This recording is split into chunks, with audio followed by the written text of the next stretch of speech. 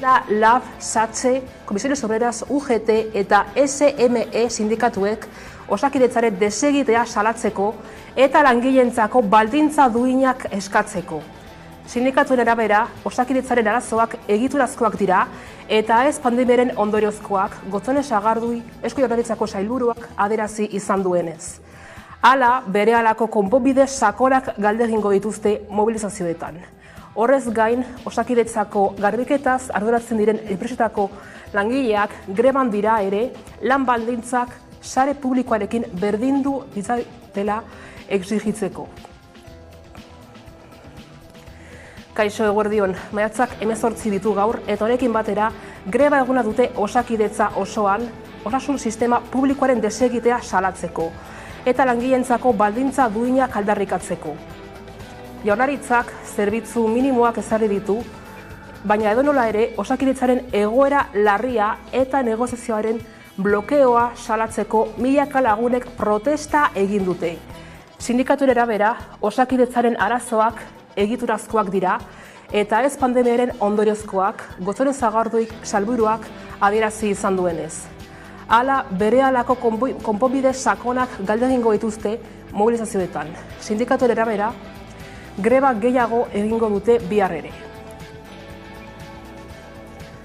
Bestetik, 3 dolu egun ezarri ditu Orioko udalak Maria Lourdes del Hoyo emakumearen hilketa matxistarengatik. Haren bikotekide ohia da ustezko hiltzailea eta Josu Erkorekak segurtasun sailburuak adierazi duenez, gizonak eskopeta bat manipulatu zuen bere bikotekide ohia hiltzeko. Asteartean galdu zuen bizitza Maria Lourdes del Hoyok eta hilketa matxista salatzeko 100 lagunek elkarteratzea egin zuten atzo mugimendu feministak deituta. Erasorik ez erantzunik gabe askeak izan nahi ditugu. Minaren aurrean familiarekin eta Lourdes gogoan zaitugu leloen albora batu ziren herritarrak erakundeetako hainbat ordezkarirekin batera. Txalo zaparrada batek hautsi zuen 15 minutuko isilunea eta samina agerikoa zen elkarteratzean. Bestetik, elkarteratzea egin dute Bilabonako eta Zizurkilgo udalek deituta, bikote batek jasandako eraso homofoboa gaitzesteko. Azken nahi izan dugu, horrela mintzatu da asteburuan Bilabonan jipoitu zuten bikotea. Bilabona eta Zizurkil lotzen dituen zubian agerraldi instituzionala egin dute eta biktimez gain bertan izan dira 2 herrietako udal ordezkariak. Elkarteratzera jendetza bildu bada ere, isiltasuna izan da nagusi lehenbiziko 10 minutuetan. Jarraian udalek aniztasunaren aldeko aldarria egin dute. Arabako zahar-etxeetan ELA eta LAB sindikatuek grebara deitu dute. ELAk eta LABek 2 greba egun deitu dituzte Arabako adinduen egoitza pribatuetan eta etxebizitza komunitarioetan. Maiatzaren 15ean patronalari aurkeztu zioten proposamen bat, baina ez dute erantzunik jaso oraindik. 4 urte baino gehiago daramatzate sektore honetarako hitzarmen bat eskatzen. Sindikatuek sektore feminizatuko langileak eskertzeko eta baloratzeko premia aldarrikatu dute. Maiatzaren 23an manifestazioa egingo dute Gasteizen goizeko 11etan plaza berritik Aldundira. Maiatzaren 24an berriz 11etan elkarretaratzea egingo dute Los Desamparados plazan. Bestalde, Bizkaiko nagusien egoitzetako beharginak asteleneaz geroztik greban daude maiatzaren 25 arte.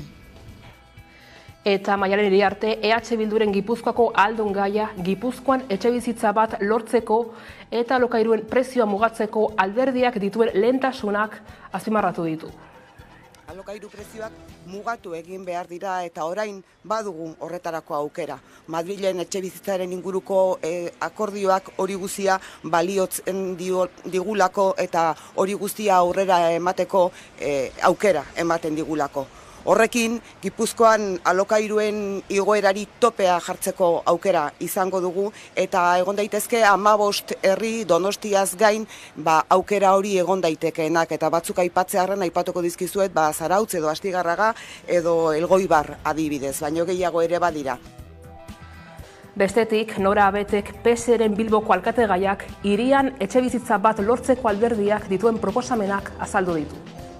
Etxebizitza sozialiston lehentasuna da, eta hala adierazi dugu atzo onartutako legearekin eta Euskal etxebizitza legearekin. Pertsona askorentzat zaila da etxebizitza aurkitzea, gazte askorentzat zaila da emantzipazioa, eta guk sustatu behar duguna da etxebizitzaren eskubidea. Etxebizitza gehiago izatea, alokairuan eskaintzea, eta gero eta aukera gehiago ematea Bilbo hobea egiteko.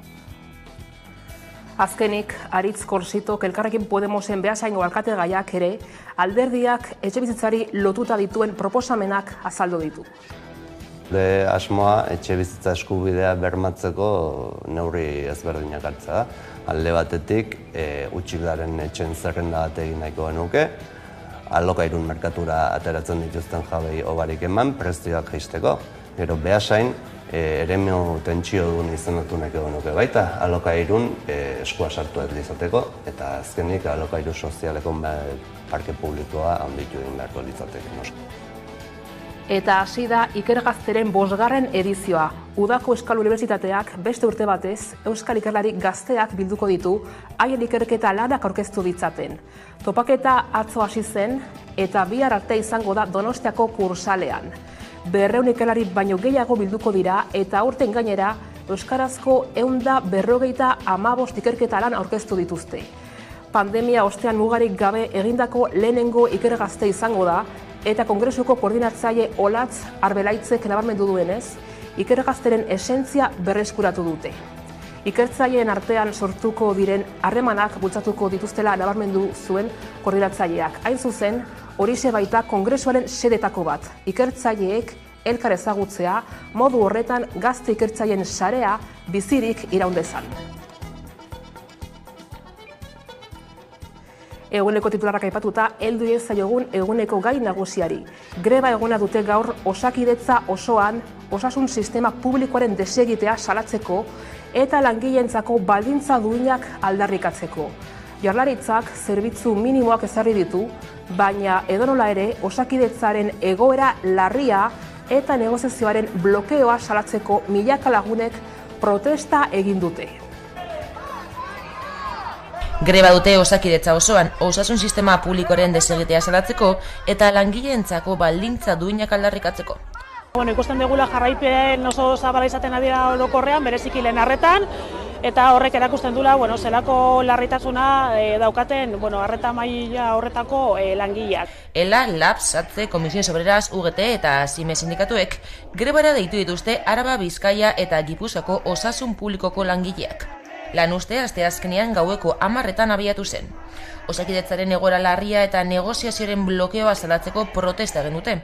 Izan ere, sindikatuek ohartarazi dutenez, arazoak egiturazkoak dira. Eta horregatik, berelako konponbideak exigitu dizkiote Jaurlaritzari. Osakidetzak dauzkan arazoak estrukturalak diala, pandemiaren aurretik datozela, eta ez degula ikusten borondaterik osasun sailaren partetik konponbideak emateko edo martxan jartzeko. Orain dela urte bete, azkeneko greba eguna deitu gendun, hortik aurrera, mai negoziatzailea erabateko blokeoa dauka, ez dago edukirik, eta aitzaki bezala Osakidetzak behin da berriz erabiltzen du pandemia eta langileen eskazia beste egoera batean aplikatzen oso zailak izango liratezken neurriak hartzeko. Lakoak gutxieneko zerbitzuak ezarri ditu. Hala, ospitaletan, jaiegunetan aritzen diren langile kopuru bere egongo da larrialdietan, sukaldean eta janari banaketan. Altak eman halko dira, eta dialisi, onkologia eta atzeratu ezin diren tratamenduak mantenduko dira. Lehen arretako zentroei dagokinez, larunbatetan ohiko den langile kopurorekin arituko dira. Salatzea ere, zerbitzu minimoen interpretazioa abusuzkoa izan dela, milaka langile geratu diala gaur egun greba eskubiderik gabe. Bi eguneko lanustera daude deituta Osakidetzako beharginak eta mobilizazioetan langileen tratu txar sistematikoaz ohartarazi dute. Izan ere, osasun publikoan egoera gero eta prekariagoa dela diote, eta horrek arreta prekarizatzea ondorio gisa duela. Eta egoera horren aurrean osasun sailaren jarrera kritikatu dute. Gor eta mutu jarraitzea erabaki baitu kaleko aldarrien aurrean. Eta 3 dolu egun ezarri ditu Orioko udalak Maria Lourdes del Hoyo emakumearen hilketa matxistarengatik. Ehunka lagunek elkarteratzea egin zuten atzo mugimendu feministak deituta hilketa salatzeko. Bestetik, Bilabonan ere elkarteratzea egin dute bikote batek jasandako eraso homofoboa gaitzesteko. Erreparazio lan handia egin behar dugu, eta herritar bezala ardura hartu behar dugu. Ez da kasu isolatua. Egunero kolpatzen eta irailtzen gaituzten sistema baten ondorio krudelena baizik. Lourdes, zuri ukatu dizuten askatasunaren alde borrokatuko gara. Azkeak izan nahi dugulako!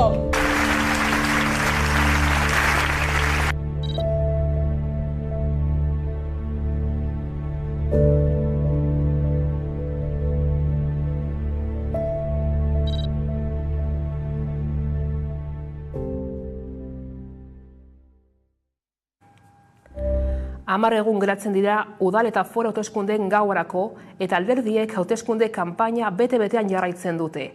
Alderdi bakoitzak nork bere bidetik hauteskundeak irabazteko programa aurkezten dabil. Bizkaia gero eta kohesionatua eiteko jarraitzeko lan egingo dut. Ospitala errealitate izateko prozesua martxan dago. Beraz, berreskuratu behar dugu jendearen konexioa instituzioekin nola eredugarrutasunetik. Etxebizitza duin eta eskuragarria izateko eskubide unibertsala bermatzea lehentasunezkoa da guretzat.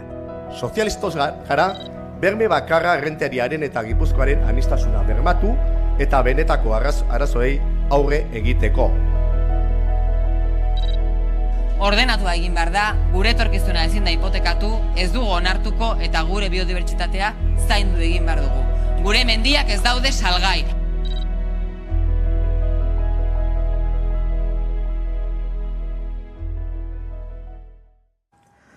Eta Gasteizko alkategaiek euren programen lerro nagusiak aurkeztu dituzte kanpaina honetan. Pasaden ostegunen hasi zen eta maiatzaren 26 arte herritarrei euren botoak eskatuko dizkiete. 5 alkategaiek 4 izpide izan dituzte azken ekitaldiotan. Garbiketa, osasungintza, LGTBI kolektiboa eta erdigunea. Hauteskunde kanpaina martzan da. Atzera kontaketa hasi da jada alderdi politikoentzat. Gasteizko alkategaiek euren proposamenak kaleratu dituzte arloz arlo. PSE alderdiak Gasteizko garbiketa izan du izpide. Eraikin pribatuetako hormetatik pintaketa bandalikoak kentzeko konpromisoa iragarri du Maider Etxebarria alkategaiak. Espazio pribatuetako pintadak kentzea proposatzen dugu jabeen eskariz eta baimenarekin. Horretarako baliabide material eta giza baliabide gehiago bideratuko ditugu. EH Bilduk berriz osasungintza izan du izpide. San Martin auzoko osasun zentroan bildu dira Eba López de Arroyabe eta Rocío Vitero ahaldungaia eta alkategaia urren ez urren. Besteak beste, Rocío Vitero azpimarratu duenez, San Martingo pak puntua eta Santiagoko larrialdiak berriro irekitzeko asmoa du. EH Bilduren konpromisua da Gasteizko eta Arabako herritarren osasunerako eskubidea defendatzea beti, euren zaintzari eta arretari kalte egiten dioten erabakien aurrean. Beatriz Artolazabal bere aldetik Bilbon izan da beste hiriburuetako alkategaiekin. Bertan bere programaren ildo nagusiak aurkeztu ditu. Azaldu duenez, konpromisoak ambizioz eta ausardiaz beteko ditu. Hiriarekin, auzoekin eta bizilagunekin ditudan konpromisoak. Ambizioz eta proposamen ausartekin egingo dut. Elkarrekin Podemosek LGTBI fobiaren aurkako egunaren baitan datorren agintaldian Gasteizko feminista eta LGTBI kolektiboaren defendatzailea izateko konpromisoa erakutsi du. Adierazi duenez lan egingo dute ikuspegi feminista duten politika publiko intersekzionalen alde udalaren eskaintza kulturala egiteko orduan. Elkarrekin taldeak beharrezkotzat du behatokiaren lan metodologia beste udalerri batzuetara aplikatzea. Laguntza handia ematen baitu azken helburua lortzeko bidean. Hau da, gure ingurunean gertatzen diren horrelako erasoak desagertaraztea. Azkenik, PPek erdiguneko hainbat urtetarako eraldaketa eta modernizazio proiektu integrala iragarri du kaleen eraberritze integralekin. El centro no puede esperar más. Si nosotros gobernamos, si yo soy alcaldesa, convocaremos un concurso de ideas para reformar de manera integral la calle Dato y la plaza del Arca. San Martin auzoan bildu dira EH Bilduren Arabako ahaldun gaia eta Gasteizko alkate gaia. Eba López de Arroyabe eta Rocío Vitero hain zuzen. Kanpaina ekitaldi honetan osasungintza izan da hizpide, Nerea. Bestalde EH Bilduko ahaldun gaia, Eba López de Arroyabe eta Gasteizko alkate gaia, Rocío Vitero bildu dira San Martin auzoko osasun zentroan. Proposamen artean azpimarratu dute San Martin auzoko osasun zentroko PAK irekitzea eta zerbitzu publikoak hobetzea. Gasteizko eta Arabako herritarren osasunerako eskubidea defendatzea beti. Euren zaintzari eta arretari kalte egiten dioten erabakien aurrean. Gasteizko udala eta Arabako Foru Aldundia eragile aktibo bihurtu nahi ditugu, erantzunak bilatu eta exigitzeko. Eta sustatuko dugu bide lagun izan daitezela osasun arreta publikoaren kalitatea eta irismena hobetzeko ordua.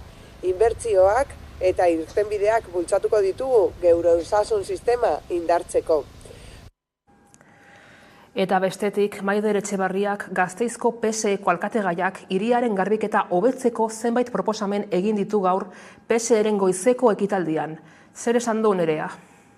Maider Etxebarriak PSeko Gasteizko alkate gaiak Gasteizko garbiketa hobetzeko proposamenak egin ditu. Arreta jarri nahi dio arazo zehatz bati, margoketa bandalikoak. Etxebarriak proposatu duenez eraikin pribatuetako hormetatik kendu behar dira, batez ere Erdi Aroko hirigunean. Espazio pribatuetako pintada kentzea proposatzen dugu jabeen eskariz eta baimenarekin. Horretarako baliabide material eta giza baliabide gehiago bideratuko ditugu garbiketa ekipo bereziak sortuz.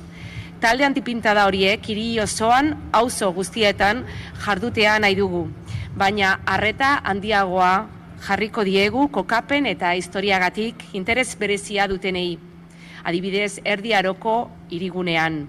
Proposamen positiboa da, gure kaleetan oso presente dagoen arazo bat konpontzeko balio duena. Eta Gasteiz garbi eta irudi hobearekin mantentzen lagunduko diguna. Bizilagunen eta bizitatzen gaituzten pertsonen onerako. Hauteskundeekin jarraituz, Nafarroara egingo dugu salto izan ere, bertako hautagaiek etxebizitza soziala sustatzeko haien proposamenak azaldu dituzte.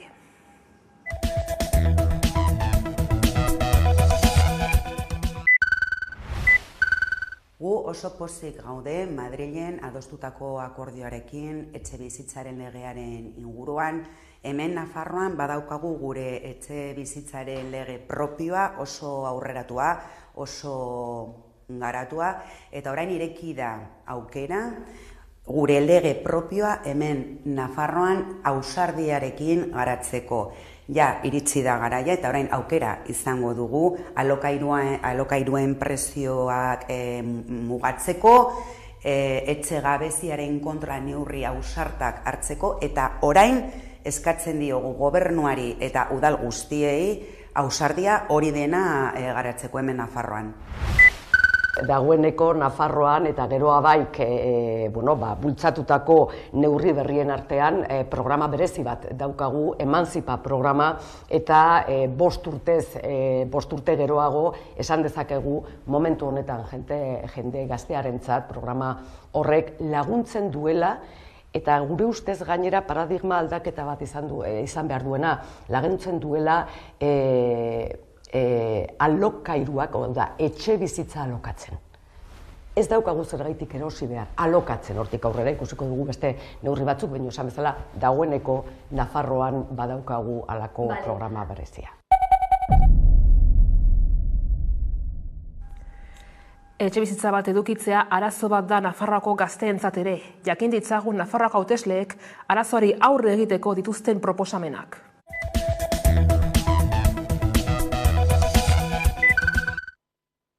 Guk badaukagu oso arazo larria etxebizitzaren inguruan, gazteak ezin dira etxetik atera, eta esan bezala orain, eta Madrilen adostutako legearekin irekitzen da bide bat alokairuen merkatuan interbenitzeko.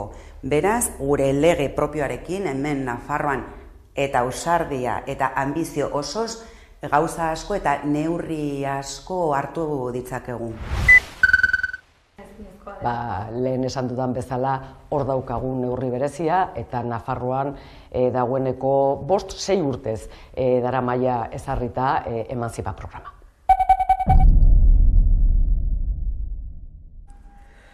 Bestetik, Nafarroako herri asko eta asko biztanlerik gabe geratzen ari dira. Hautagaiek despopulazioari aurre egiteko haien proposamenak azaldu dituzte.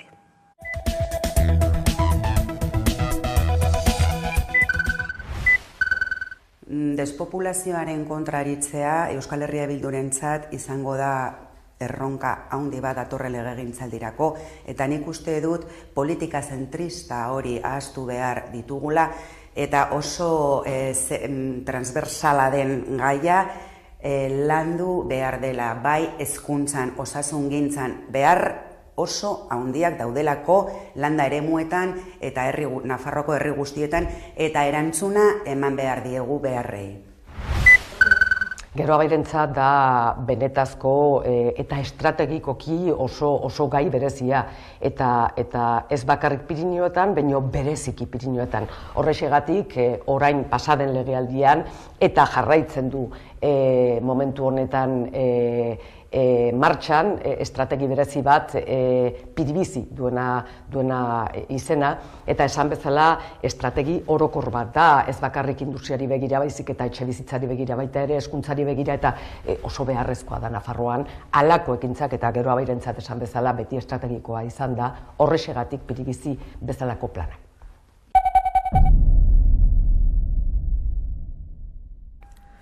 Eta azkenik, Erripagaina oraindik 4 udalerritan sarituta dagoen eremua izango dugu hizpide. Izan ere, biztanleak biziki kexu dira ez daukatelako zerbitzurik. Ikus ditzagun hautesleen proposamenak egoerari aurre egiteko.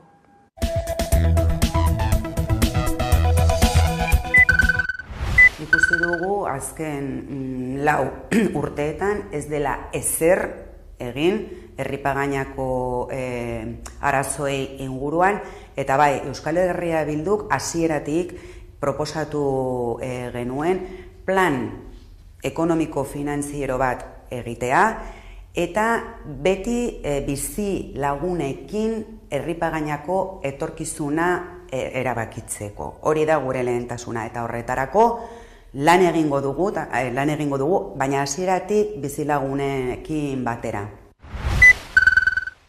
Lehen irakurri dut galdera, gauza bat, 4 herri dira, ez dira 2. Iruña, 4 herri hiri. Iruña, Borlata, Uarte eta Eguesibar, 4 dira. Beraz. Hor, 4 udalen arteko erabakia izan behar du. Egia da, erabaki bat hartu behar dutela, 4 arteko erantzunkizunari aurrera edo erantzunak emateko, baino hau udal politika izan behar du. Nafarroko gobernuak lagundu beharko du, baino erabakia udalena izan behar du.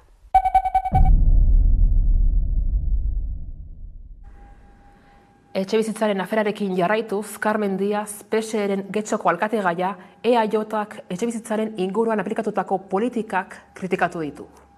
Las políticas de vivienda que se han venido realizando en nuestro pueblo por parte del PNV han apostado claramente por la ocupación del suelo extensiva, por vivienda de promoción privada y de venta libre y por un estilo de vivienda cara y lujosa que solo pueden permitirse las rentas más altas.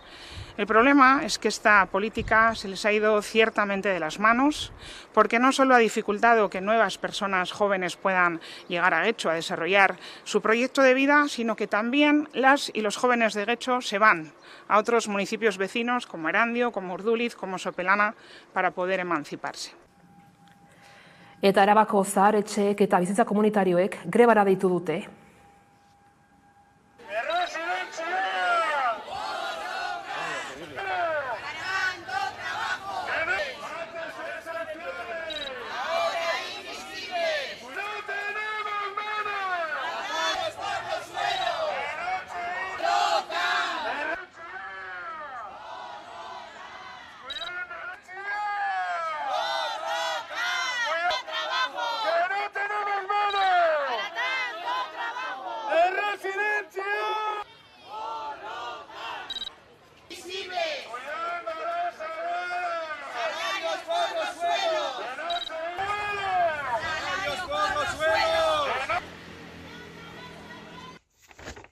Elak eta labek, sektore feminizatu honetako langileak eskertzeko eta baloratzeko premia aldarrikatzen dugu beste behin. Funtsezko sektorea da, non emakume horiek adinekoen bizitzari eusten lan egiten duten. Behingoz, zaintza sektore honen lana egiteko baldintzak behar bezala arautzea eskatzen dugu. Egoitza pribatuen eta hirugarren adinekoen etxebizitza komunitarion sektoreko langileek betetzen duten funtsezko funtzioa duintzeko.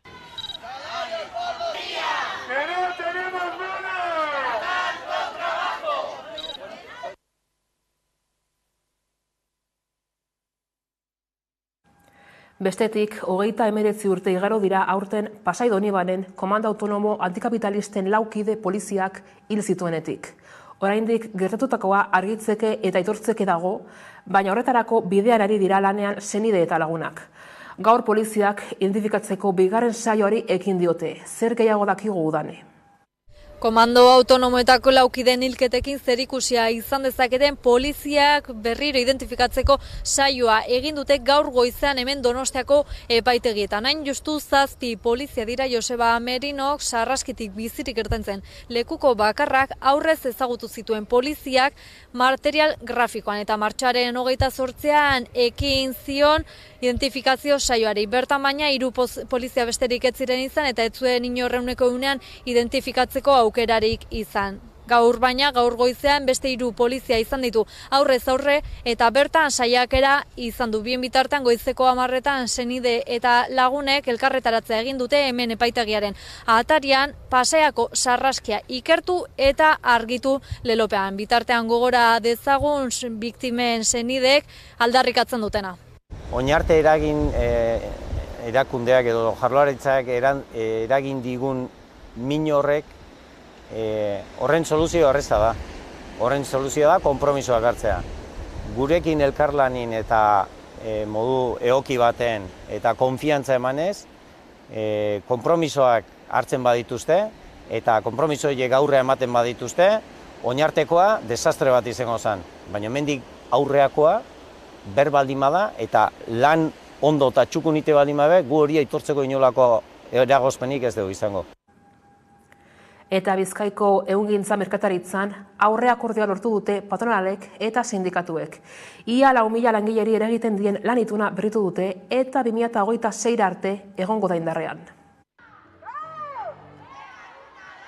Bizkaiko ehungintza merkataritzan akordioa lortu dute patronalek eta sindikatuek. Ia 4.000 langileri eragiten dien lan ituna berritu dute beraz. 2015etik zuten ituna berritu barik eta akordearekin 2026 arte indarrean egongo den ituna adostu dute. Sindikatuen esanetan antolakuntza eta borrokari esker lan baldintzetan hainbat hobekuntza erdietzi dituzte, tartean soldata igoerak. Aurten 1,2ko soldata igoera izango dute 2024an 1,4koa, 3,5koa 2025an eta 2,5koa 2026an. Horrez gain, 1.250 euroko ordainsari bakarra jasoko dute. Eta lanaldiak ere aldaketak izango ditu. 8 orduko murrizketa hitzartu baitute. 4 ordu 2024an eta 4 ordu 2025an. Gainera, nobedade moduen Plus Online bat jasotzen da lehengoko aldiz. Plus Online honen helburue izango zen apur bat konpensatzea, digitalizazioak sektore honetan ekarri dauen lankargen igoera. Gainera, berdintasun planen erregulazio bat agertzen da eta udako zapatu atzaldiak libre mantentzie lortu dugu. Bestetik, hacker talde batek 100 GB informazio blokeatu dizkio Euskalteli eta xantai egin dio. Hackerrek diru askatzen dute datu basea desblokeatzeren truke, gainera Euskaltelek ekainaren 5 baino lehen ordaintzen ez badu, lapurtutako datu konfidentzialak argitaratzeko mehatxua egin du hacker taldeak.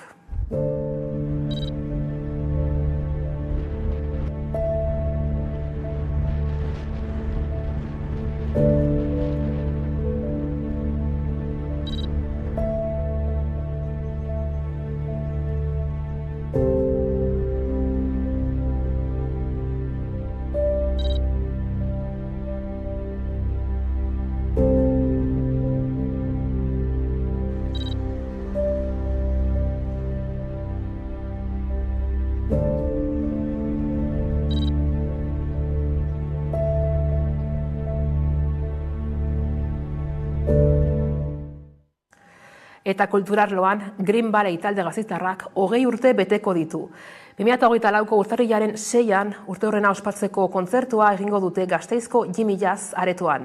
Maiatzaren 18tik aurrera sarrerak salgai daude, tanda horretan agortzen badira, beste tanda bat irekiko da sarrera gehiagorekin. Logelan dago nire aterbea, logelan entzuten ditut taupadak, logelan balkotik irribarrera, logelan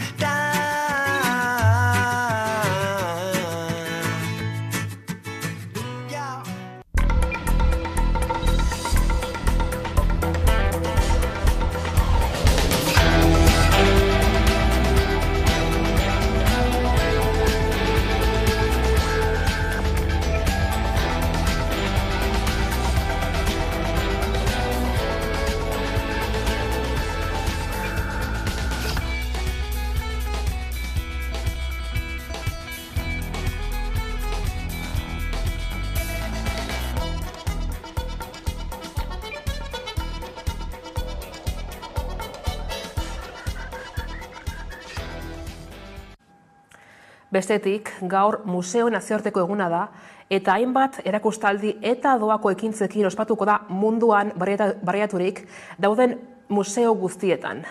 Gurean ere alaxe izango da, adibidez, Nafarroako museoetara bisita egitea doainik izango da igandera arte. Jasangarritasuna eta ongi izatea da aurtengo leloa. Eskuak, bisaiak, begiradak, ulermena, komunikazioa, ohitura, sormena, nortasuna, harria, zura, ura, higadura, zizelotxa, pintzela, sormena, lana, elkarlana, inspirazioa, artea, kultura. Ukitu, so egin, gozatu, sentitu, ulertu, interpretatu, zirrarak. Zirrarak eta artea, artea eta museoak. Museoak eta museoak. Milaka eta milaka dira munduan barrena dauden museoak.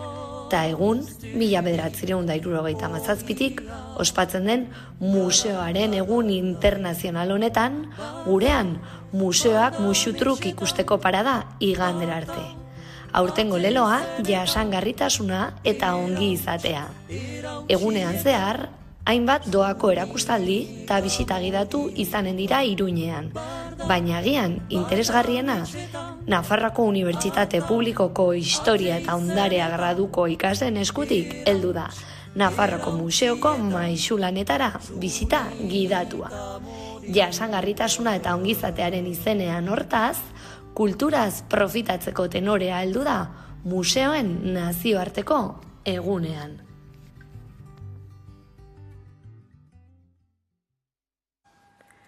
Eta orain eguneko elkarrizketaren txanda da. Gaurkoan, Aritz Korsitorekin egin dugu hitzordua, Elkarrekin Podemosen Beasaingo alkategaiarekin.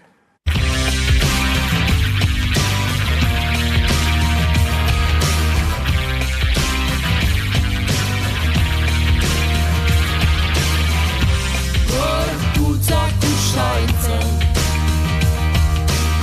berota izerdipean, astiro erortzen, utzuli sartikoan, ez garen gorari, ez eta gazorik, inoiz ez da bilaruta, ez da galbiderik.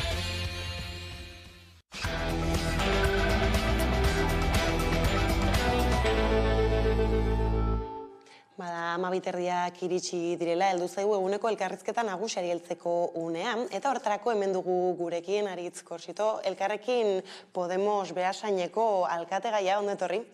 Gurera. Eta tira ez, bai, aipatzen nola, udal hauteskunde hauetan aurreneko ez aurkezten den Elkarrekin Podemos Beasainen, konta iguzu ez, zer nolako erronka dago eta zergaitik hau da unea ez, horretarako? Bueno, hasteko eta behin nik esan nahiko nuke izan ezker alderdi ezberdinak biltzen ditun hautagaitza bat sortzeko aukera izan dugu. Uste dugu Beasainen badala hutsune politiko bat, zatik azkeneliko urteetan aukera bat falta izan zaie Beasaindar askoi eta horregatik ez dute bozkatu. Beste batzuk gertuna sentitzen duten aukera edo talde politikon alde egin duten, ez eta ez guztiz asebete. Eta azkenik dago beste Beasaindar talde bat, talde politiko zehatz baten aurka egiteagatik bozkatzen duna. Gure asmoa da, hutsune politiko hori betetzea. Beasaindarrei ezkerretik, ezker ikuspegi batetik aukera bat emateko eta beti politika ulertuz zerbitzu bezala eta ez negozio bezala. Bai, ez da horrekin lotuta beraz, ez, zu agertzen za lehendabiziko zere, ez, lasterketatxo horretan nola heltzen diozu erronka honi? Ilusio handiz, egia da, azkenen nahi tokatu zaiten rola, alkategai izatea, hautagai asko zerela, aproposak zianak hortako, baina, bueno, danon artean adostu dugu, eta nahi eman diate hori, eta, bueno, garrantzitsuna da, danok ditugula antzeko ikuspegik, ideiak, eta, bueno, gure helburue berbera dela, Beasain arnaz berritzea eta laguntzen hobetzea. Bai, ez egia da gainera Gipuzkoan ez nahiko hasi dela koalizio morearen hautagaitza kantitatea edo ez, kopurari erreparatuta zeren erakuslea da hori. Bueno, egia da bai, 2019tik ona, bikoiztu egin da Gipuzkoan hautagaitza kopuru, eta egia da baita 10.000 herritar baino gehiago dituzten udalerri guztitan hazin da la koalizio morea, zuk esan dezun bezala. Nik uste horrek argi erakusten dola beste realitate bat badaula edo beste Gipuzkoa bat. Azkenen, publikotasunan sinesten don eta eskubide sozial guztik defenditu nahi dituen Gipuzkoa bat. Hezkuntza eta osasungintza publiko sendo bat exigitzen dituen Gipuzkoa bat. Lan baldintza duinak eta etxe bizitza eskubidea nahi don Gipuzkoa bat. Feminismotik abiatuz, berdintasunea iritsi nahi don gizarte, benetako berdintasunea iritsi nahi don gizartea lortu nahi don Gipuzkoa bat. Eta nik uste horren adierazle dela, azkenen. Ez, gainera egia da ez, hauteskunde hauetan beste foku importanteen traiko bat, bintzate presentza zabaldu edo zerbait irakurri entzunez gero ez Gipuzkoa maela hor foku nagusi bat, aldaketak etorri daitezken seinala izan daiteke horri nolako ekarpena egin diezaioke Beasainek? Bai, nik uste argi eta garbi Gipuzkoan orokorren eta Beasainen zehazki gaude eraldaketa bat sortzeko aukera baten aurren. Eta, bueno, gure asmoa da hori aprobetxatzea ikuspegi ezkertiarrak aurrera eramanez eta gure antzeko irizpide dituztenekin adostasun eta iritsiz, noski. Bai, ez lehenxago publikotasuna zaritu zara, beste hainbat ertzei ere erreparatu diezu ez, baina horri helduta egia da justu ez, Gipuzkoa eraldatu zibilbideari bukaera eman zitzaiola Beasainen bertan, oker ez banabil eta egia da ez foku nagusitariko bat ez publikotasunan jartzen zenutela, ez ikusi dugu azken urteetako politikak ez nola biratu izan dituzten agintariek pribatutasun horretara, ez nola heltzen diozue honi zehatzago edo agian Beasainetik bere ez, nola altzai horri? Bai, Beasainen izan genuen ekitaldin, azkenen bildu genituen herri ezberdinetako ordezkarik, eta bakoitzak eman zituzten adibide asko, esan ez nola zerbitzu publikok hein handi baten privatizatu dian. Eta, guk hori kezka honez ikusten dugu, zatik ez da guk ikusten dugun etorkizuna. Azkenen nahi duguna da, publikotasunan indarra bermatu eta oso irisgarria izatea herritar guztintzako hori da. Eta beraz ez, politika horiek dira Beasainen erdigunan jarri gura dituzuenak. Hori da. Eta horrekin lotuta beraz ez ere aipatzea nola Beasainen azken legegintzalditan EAJ egon den gobernuan, zer nolako Beasain utzi dute? Nik uste dut Gipuzkoan oso bezala azkenen beraien bidea privatizatzea izan dela. Azkenen badia hainbat zerbitzu publikok izan beharko lokutenak, baina adibidez ez dakiz, zabor bilketa, garbiketa lanak, taoa, kiroldegian kudeaketa, danak esku pribatutan dare, eta hori nik guk uste dugu publikoa izan beharko lukela. Hala ere, da Beasainen aldaketa politikoak izan direla maiz, ez? Azken hamarkadetan 2011 bildu iritsi zen, tira, ez? Aldaketak egon dira, beraz, gerta daitezke berriz ere, zentzu horretan ez zer irakaspen utzi dute Beasainen bizitza politiko horrek. Hasteko esan nahiko nuke, aldi bakarretako izan dela egon dana esnat jeltzalek ez diana egon nuela etxean, baina bai egia da 2011 bilduk irabazizon, eta 4 urte behan dugu galdu intzon alkatetza. Nik uste horrek argi uzten dola, herritarren ahotsa entzun eta errespetatu egin behar dela. Azkenen erabakik adostasunez hartu behar dira, eta ezin da inongo inposaketarik egon, eta nik uste pixkat herritarrak ez dira inozok, eta gustatzen ez zaiena ikusten dutenen, botoan bidez zigortu egiten dute. Eta gero gai konkretuetara salto eginda apur bat, ez egin dugu apur bat Beasainen radiografia bera orokorretik ikusita, zer utxune nagusiri egin gura diozue aurre? Esan bezala, zerbitzu publiko gehiago behar ditugu. Hori da gure egitasmo nagusia. Azkenen, ez dakit, badakizu, hezkuntza, osasungintza, zaintza, egoitzak, danak dare oso privatizatuta eta guk hori aldatu nahiko genuke. Eta gainera ez, horrekin lotuta ere bator nola programa aurkezteko eta tiraz herritarrekin azaltzeko ere tarta izaten da ez, kanpaina, eta zentzu horretan besteak beste egia da, han eta hemen badela foku handi bat, nagusi bat etxe bizitzen aferan, ez horri nola erreparatzen diozue? Etxe bizitza egia esan asko garestitu da, espekulazioan ondorioz. Orduan, gure asmoa etxe bizitza eskubidea bermatzeko neurri ezberdinak hartzea da. Alde batetik, utxik daren etxen zerrenda bat egin nahiko genuke, alokairun merkatura ateratzen dituzten jabei hobarik eman, prezioak jaisteko. Gero Beasain, eremu tentsio duen izendatu nahiko genuke baita, alokairun eskua sartu ez izateko, eta azkenik alokairu sozialeko parke publikoa handitu egin beharko litzateke, noski. Ez, aukerak badaudela, ez, udalerrietatik alakuei heltzeko, eta etxe ez edo gabiltzala gizarte larrialdietan erabiltzeko pisuen faltaz ere ohartu duzue udalerrian. Hala da, Beasainen 3 bakarrik daude. Azkenen erabiltzen dira batez ere genero indarkeria eta gizarte bazterkeria kasutako. Beasaingo biztanle dentsitateagatik etxe horiek 3 beteta daude beti, eta horregatik gure asmoa etxe kopurua handitza izango litzateke. Eta gero horretaz aparte ere ez, justu Beasain harrera herria ez izateko, ez eta gustatuko litzaizukela aipatu duzue, zer egin daiteke hor edo zein da egoera? Guk uste dugu, hobetu beharko litzakela batez ere migratzaileentzako eta refuxiatuentzako harrera eredua. Azken finean, izan dezatela beste edozein herritarrek bezala udal zerbitzuetara sarbide unibertsal bat. Eta horrez gain, gustatuko litzaiguke lege, lan, etxe bizitza eta harrera bulego bat sortzea aholkularitza bat emateko. Orain arte ez dutena. Beste herri batzutan bada, baina Beasainen falta zaigu. Ez da, daude horre proposan interesgarriak, ez, hartu daitezkeenak eta atzan geratzen direnak. Eta egia da, ez, zabiltzutela aipatzen gizarte honek dituen erronka nagusiek, ez, nola bide eman herritik bertatik eta hor badugu ere zaintza bera, ez? Zer nolako aukerak sortzen dira? Bueno, zaintza egia esan arazo handi da, zatik kontutan izan behar da 2030 urteako, 75 urtetik baino gehiagoko pertsonak 3tik bat izango dira. Orduan, arazoa gero ez da handi bai ingo da neinen, kontutan hartu behar da, Gipuzkoako egoitzen 80% esku pribatuetan da dela, eta guk ez dugu eredu hori bultzatu nahi inolaz ere. Lagundu behar da, azkenen eredu berri bat sortzen, adibidez Usurbil bezalako herri baten oso ekintza interesgarri jarri dituzten martxan, eta erakutsi dute posible dela beste zaintza mota bat batez ere, zaintza langileen baldintzak hobetzeko eta erabiltzaileen bizikalitatea bermatzeko noski. Bai, ez da, justu ez, lehen xago ere Gipuzkoa zitzeiten egon garela, ez, bere handi horretan hor bada erronka handia. Eta honetaz aparte ez, zaintzaren krisialdi hontaz zitzen du lapur bat, ez munduenak esan duela krisialdi anizkoitz batean sartuta bagaudela, eta da horrez agian poltsikoek eta ekonomiak hartzen duela pisua.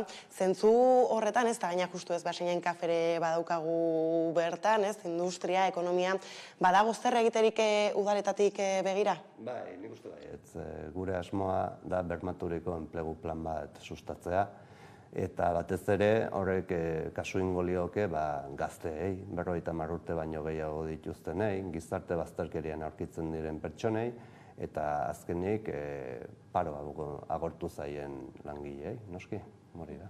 Eta horretaz aparte ez ekonomian ere agian baduena zer ikusia, ez? Akordatzen naiz orain nola pandemian ohartu ginen, ez? Garraioaren doakotasunak inportantzia bazuela, ez? Hor hasi ziren prezioak jaisten, gero mantendu behar izan dira, eta zuek ere garraioari erreparatu gura izan diozue, doakotasuna aldarrikatu duzue, hor bide horretan zer nolako lanak egin daitezke?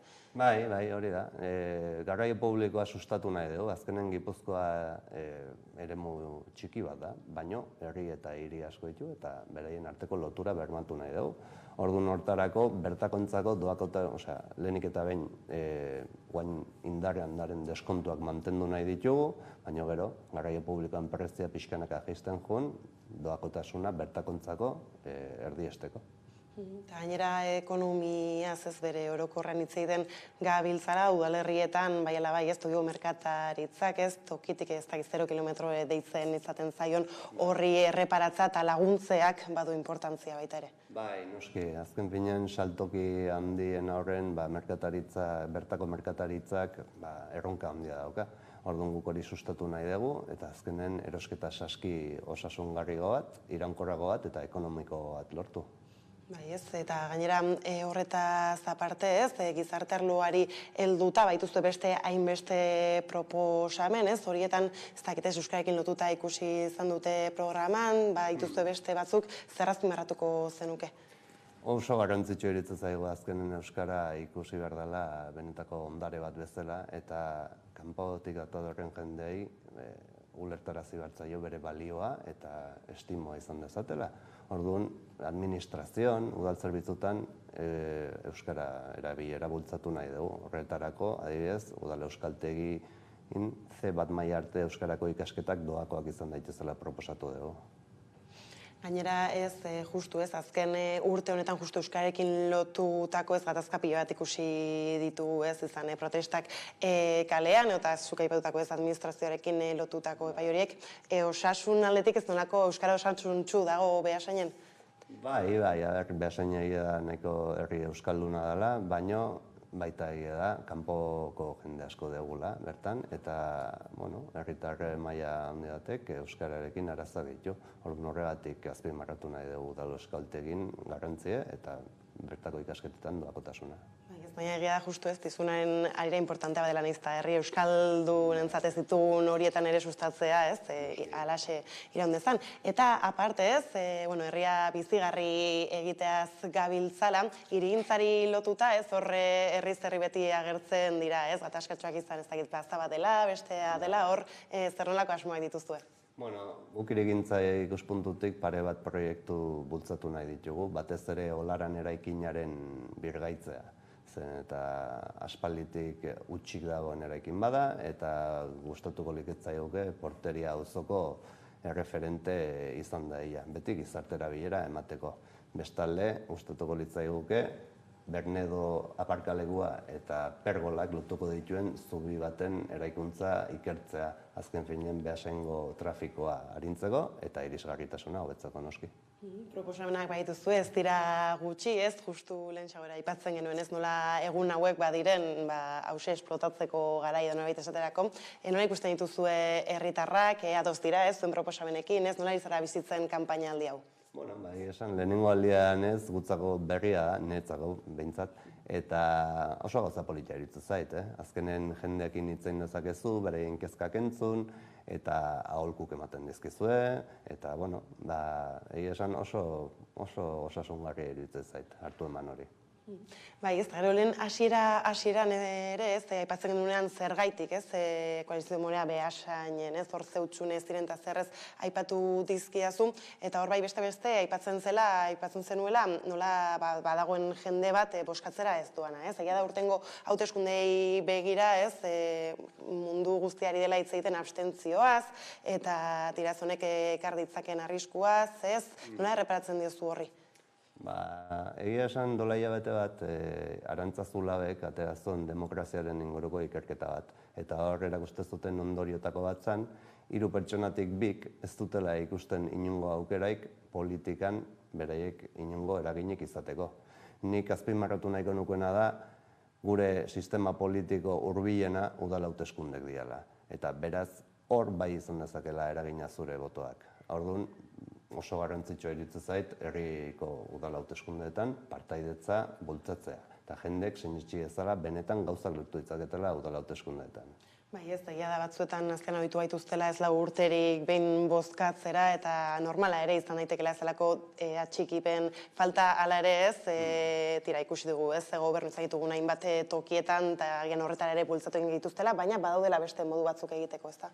Bai, noski, hori da. Azken finean, garrantzitsuena herritarren ahotsa entzutea eta respetatzea da. Eta gero, alden heinean, aurrera eramatea beraien produktuak, beraien bizitzak hauetzako noski. Eta okerrez, banabil horre kuskusatzen aritu naizela, karo, Bizkaitik ez, festak eta abarrak ez dut hainbeste kontrolatzen, baina ikusi dut Beasainen justu gainera festak laizter gainean dituzuela, ez dakit, datorren asteburuan izango... Bihar hasten dira, bezala dut, urrengo hasten hasten zela, nola, ez, kanpaina baten erdian ez nolakoak izango dira, edo nola... Bai, bueno, hor, kuriosoa da, ez, zatik azkenen horrek ematen dio, herritarrak ibiliko dirala kalean, oiz baino askoz gehiago. Orduan, bueno, danetik izango dugu, jendeakin hartu emana emateko aukera gehiago, hitz egiteko, beraien iritziak entzuteko, eta, bueno, hortik ikasi behar dugu, noski. Beti jai giron, noski. Beraz, bukatze aldera, ez, zer mezu bidali zure herriko herritarrei maiatzaren 28 begira? Bueno, esan guk ezkerretik jardungo dugun aukera bat izango gehala, eta batez ere lehen esan bezala azpimarratu eta bultzatu partaidetza. Bozkatu dezatela, zen eta hemen benetako oinarrizkoa dena, boto eskubidea bermatzen da, eta beraien eragina izan dezatela. Horrekin hemen zutziko dugu elkarrezketaritz, mila esker gaurrekin tartetxo hau hartzearren. Eta horrela iritsi gara albistegiaren bukarara, besterik ez gure aldetik, horiek izan dira gaur eguerdiak gurean gaur utzi dituenak. Gogoratu guztiak eta gehiago nahi duzuen aldiro amaika.eusatarian daudela eskuragarri. Gero arte ondo izan.